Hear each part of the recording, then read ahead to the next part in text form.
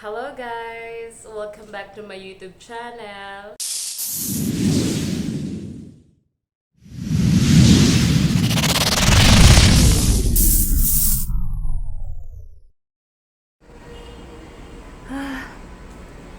10:20.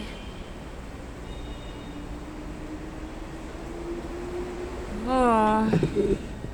Oh my god! Oh my god! Oh my god! Oh my god! Thank you, Lord! Oh my god! Oh, thank you, Lord! Oh my god! Wait! Oh my god! Oh my god!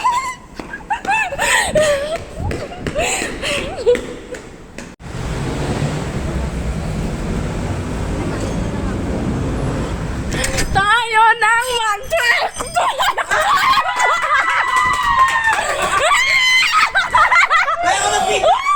Ha? Ngayon ay isi-share ko sa inyo kung ilang months ko nakuha yung aking Google AdSense pin. So guys, lagi talaga akong nagsisearch about sa ibang YouTuber kung ilang months nilang nakukuha yung Google AdSense pin nila. Kasi nga, ako sobrang excited din ako. And since na-monetize na ako sa YouTube channel, gusto ko na talagang tuloy-tuloy na makasahod na din sa YouTube.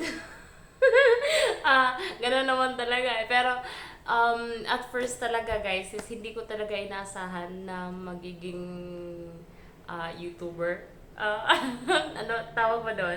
Okay, so ano kasi yung purpose ko lang kasi before is yung mga videos ko is makip ko lang talaga siya.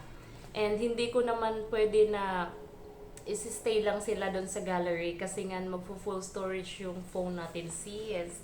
Kaya nga, in-upload ko lang siya ng in-upload. Hindi ko naman inaasahan na aabot ng 1,000 subscribers. Ngayon ay nasa 2,000 plus subscribers na ako. So, thank you sa lahat ng mga nag-subscribe.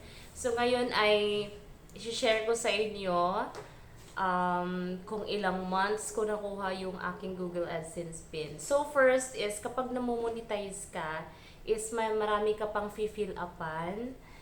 Tapos makaka-receive ka ng mga emails, and after that is fill up ka about dun sa Google AdSense account mo. And you have to wait talaga. Yung iba is nare-receive daw nila 2 weeks pa lang yung Google AdSense nila. Pero sa akin guys, as in, para akong nawala ng pag-asa kasi nga, sabi is 1 month darating na. Pero sa akin talaga guys, umabot talaga siya ng 1 month and 1 week. Okay, so sobra ako talagang, lagi na lang talaga akong pumupunta dun sa email box para i-check kung andyan na ba yung Google AdSense ko. Google AdSense pin. Kasi, and guys, sobra talaga akong na-excite nang dumating na talaga, as in tumalon-talon talaga ako. Hindi ko talaga inaasahan. Kasi nga parang sa ibang YouTuber ko lang siya nakikita. Hindi ko siya nakikita sa sarili ko na magkakaroon din ako.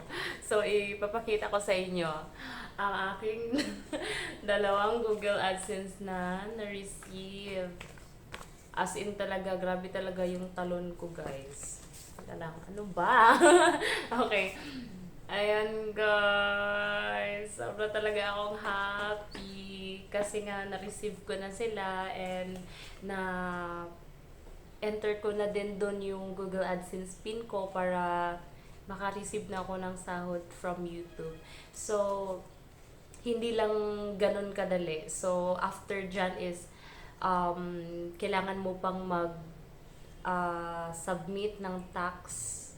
Hindi kailangan mo rin kailangan pang mag-submit ng tax. Kailangan mo pang i-connect yung Google account mo sa bank account kasi hindi pwede na ngayon na mag-receive ng money from Western Union. So, kailangan mo talagang i-connect. Kailangan, kung wala kang bank account, is kailangan mo munang mag-open ng bank account para dun na diretso papasok yung sahod mo sa YouTube. So, guys, wala akong masyadong alam. Lagi na lang akong nagsisearch about sa ibang YouTuber. Pero, so, ngayon is may konting kaalaman na ako, guys, na about sa policies ng YouTube. So, kapag may mga videos din kayo na kunwari may suitability, guys, huwag nyo i-erase kung ano yung mga videos nyo na may kailangan pang i-review. Huwag nyo talagang i-erase, lalo na kapag may views na, kasi sayang. I-review pa yan ng YouTube team, kaya huwag nyo i-delete.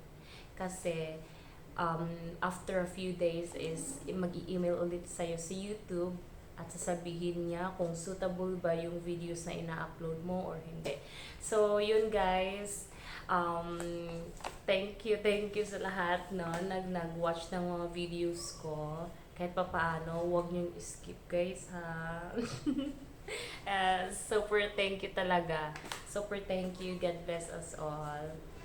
And please, don't forget to like and subscribe my YouTube channel. And i-hit nyo na rin, guys, yung notification bell para updated po kayo sa aking mga videos na i-upload.